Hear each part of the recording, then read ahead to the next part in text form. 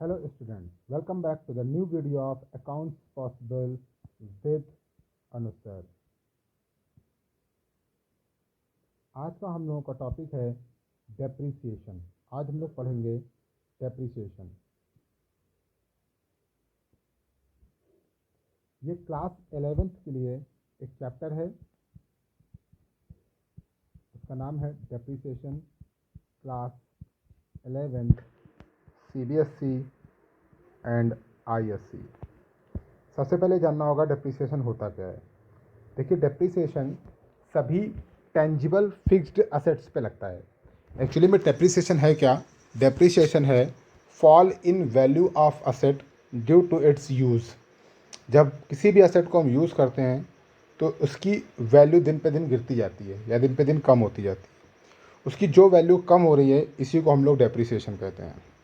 अगर हम इसको डेफिनेशन वाइज देखें तो depreciation is an accounting method of allocating the cost of tangible or physical asset over its useful life or life expectancy। एक asset कितने साल तक चलेगी, ठीक, और उसकी उतने साल चलने पे कितनी वैल्यू हम यूज़ कर लेंगे, इसको कवर करने का तरीका है depreciation. Depreciation represents how much of an asset value has been used up. Depreciation हमें बताता है कि हमने असेट की कितनी वैल्यू को यूज़ कर लिया है। इसको कैलकुलेट करने का एक तरीका होता है। एनुअल डेप्रिसिएशन निकालने का ये मेथड है।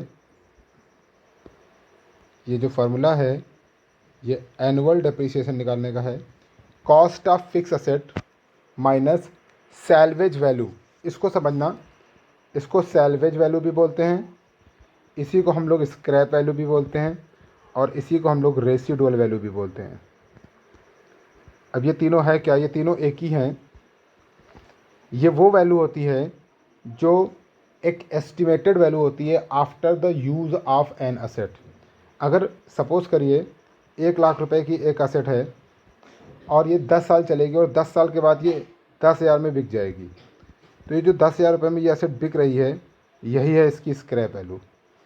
अपॉन नंबर ऑफ़ ईयर है 10, तो डेप्रिसिएशन निकलेगा 90,000 upon 10, that is 9,000 per annum. Per annum कह लीजिए या एनुअल डेप्रिसिएशन कह लीजिए। उसके आगे देखते हैं डेप्रिसिएशन के फीचर्स क्या हैं। ये बहुत इंपॉर्टेंट है, इसमें कुछ बातें बहुत अच्छी बताई गई हैं, ध्यान से देखिएगा। It is applicable to all fixed assets, ये सभी फिक्स असेट पे लगता है, लेकिन लैंड और एंटिक्स आइटम को छोड़ के। दूसरा, it is charge against profit, ये प्रॉफिट के अगेंस्ट चार्ज होता है। इसका मतलब इसे हम ट्रेडिंग एंड पीएल अकाउंट में दिखाते हैं, ठीक। और प्रॉफिट कैलकुलेट करने के लिए इसको हम माइनस करते हैं, यानी कि फर्म का सही प्रॉफिट अगर निकालना है तो उसमें खर्चों के साथ साथ हम डेप्रिसिएशन को भी माइनस करें।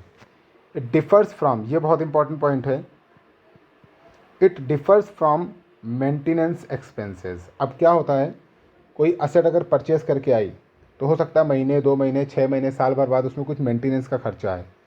मेंटेनेंस का खर्चा अलग होता है और डेप्रिसिएशन अलग होता है। डेप्रिसिएशन का सीधा सीधा मतलब होता है fall in value of asset due to its use. जैसे जैसे हम असेट को यूज़ करते जाते हैं उसकी वैल्यू कम होती जाती है, ये है डेप्रिसिएशन। लेकिन मेंटेनेंस कराना डेप्रिसिएशन नहीं है। Maintenance expenses is not treated as depreciation. जैसे कि एग्जांपल ले लेते हैं, सपोज़ करिए आपने कार खरीदी, कार की वैल्यू दिन पे दिन कम होती जाएगी, लेकिन आपको हर 6 महीने में कार की सर्विस भी करानी होती है। अगर आप कार की सर्विस कराते हैं और मान लीजिए कार की सर्विस कराने में 5,000 रुपये खर्चा आता है, तो आप इस खर्चे को डेप्रिसिएशन कंसीडर नहीं कर सकते हैं। ये मेंटेनेंस कॉस्ट है जो उस असेट की वर्किंग कंडीशन को बनाए रखती है। तो डेप्रिसिएशन और मेंटेनेंस एक्सपेंसेस में डिफरेंस होता है। इसके बाद हम आपको बताएंगे अब मेथड्स ऑफ डेप्रिसिएशन। ध्यान से देखिएगा, यहीं से इंपॉर्टेंट है। Methods of depreciation. डेप्रिसिएशन काटने के हमारे सामने दो मेथड हैं। पहला है स्ट्रेट लाइन मेथड, इसी को हम लोग SLM भी कहते हैं। इसका एक और नाम है इसको हम लोग फिक्स्ड इंस्टॉलमेंट मेथड के नाम से भी जानते हैं, और इसी को हम लोग ओरिजिनल कॉस्ट मेथड से भी जानते हैं, ओरिजिनल कॉस्ट मेथड, और इसी को सिंपल मेथड भी कहते हैं।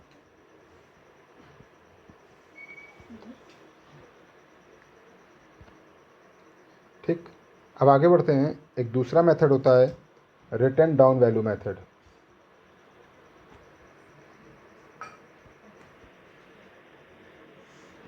रिटन डाउन वैल्यू मेथड को एक और नाम से जानते हैं, इसे कहते हैं रिड्यूसिंग बैलेंस मेथड।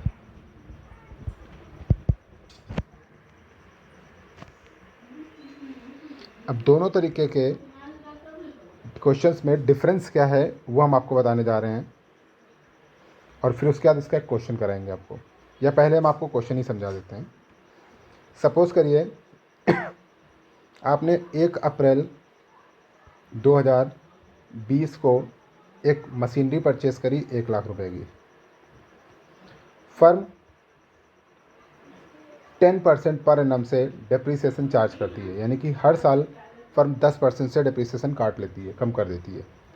तो अगर हम SLM मेथड की बात करें तो 1 लाख रुपए पे पहली क्लोजिंग होगी 31 मार्च को, और 31 मार्च को पहला डिप्रीसिएशन लगेगा 10,000 रुपये, 1 लाख का 10%, और एसेट की वैल्यू बचेगी 90,000। इसी तरीके दूसरी क्लोजिंग होगी 31 मार्च 2022 को, और डिप्रीसिएशन लगेगा 10,000, एसेट की वैल्यू बचेगी 80,000। इसी तरीके से तीसरी क्लोजिंग होगी 31 मार्च 2023 को, डेप्रीसिएशन लगेगा 10,000 रुपये, और एसेट की वैल्यू बचेगी 70,000 रुपये। अगर हम इसी तरीके से डेप्रीसिएशन लगाते जाएंगे तो 10 साल के बाद एसेट की वैल्यू अपने आप जीरो हो जाएगी। यह है स्ट्रेट लाइन मेथड। अब ध्यान से देखिए, स्ट्रेट लाइन मेथड में डेप्रीसिएशन हमेशा फिक्स होता है, एक बार निकाल लिया 10%, 12%, 15%, 20% जो भी दिया हो, और हर साल फिर वही डेप्रीसिएशन लगता चला जाएगा। अब इसी के अगेंस्ट अगर हम रिटर्न डाउन वैल्यू मेथड पे आएँ और इसी क्वेश्चन को लें, तो 1 अप्रैल 2020 को हमने एक एसेट परचेस करी 1 लाख रुपए की। पहला डिप्रीसिएशन लगेगा 31 मार्च 2021 को 10,000 का, एसेट की वैल्यू बचेगी 90,000। दूसरा डिप्रीसिएशन लगेगा 31 मार्च 2022 को, लेकिन रिटर्न डाउन वैल्यू मेथड में डेप्रीसिएशन हमेशा रिटर्न डाउन वैल्यू पे लगता है, यानी कि इस बार डेप्रीसिएशन 1 लाख रुपए पे नहीं लगेगा, 90,000 पे लगेगा। 90,000 का 10% 9,000, एसेट की वैल्यू बचेगी 81,000। 31 मार्च 2023 को अगला डेप्रीसिएशन लगेगा अगले साल का 8,100, यानी इस अमाउंट का 10%, वैल्यू बचेगी 72,900, और सो ऑन। इसी तरीके से डेप्रीसिएशन हम आगे तक लगाते चले जाएंगे। तो दोनों मेथड में डिफरेंस है। स्ट्रेट लाइन मेथड में डेप्रीसिएशन फिक्स होता है, रिटर्न डाउन वैल्यू मेथड में डेप्रीसिएशन कम होता चला जाता है। अब इसका थ्योरी में डिफरेंस क्या है वो पढ़ लेते हैं। Return down value method versus SLM method. पहले SLM मेथड है और फिर है रिटर्न डाउन वैल्यू मेथड।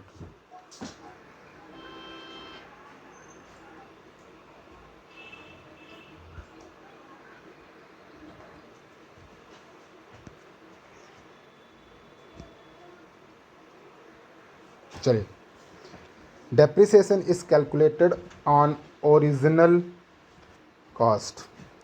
इस मेथड में डेप्रिसिएशन हमेशा ओरिजिनल कॉस्ट पे लगता है। ओरिजिनल कॉस्ट मतलब असेट की जो वैल्यू होती है उस पे लगता है, लेकिन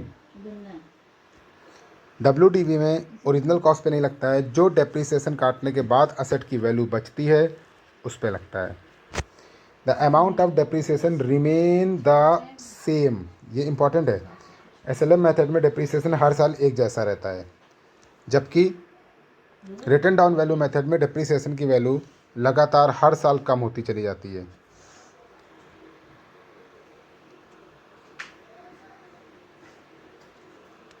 it reduces year after year.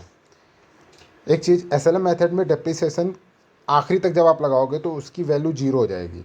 The balance in asset account will be zero at the expiry of the working life. लेकिन WDV मेथड में असेट की वैल्यू जीरो कभी नहीं होगी।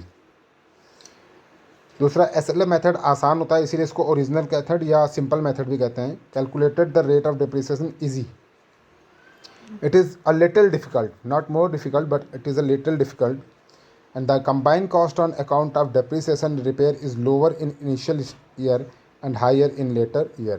अगर हम यहाँ पर देखें तो डेप्रीसिएशन सेम होता है, लेकिन असेट की वास्तविकता में वैल्यू पहले ज़्यादा गिरती है और बाद में कम गिरती है। इसीलिए रिटर्न डाउन वैल्यू मेथड को ज़्यादा साइंटिफिक माना जाता है।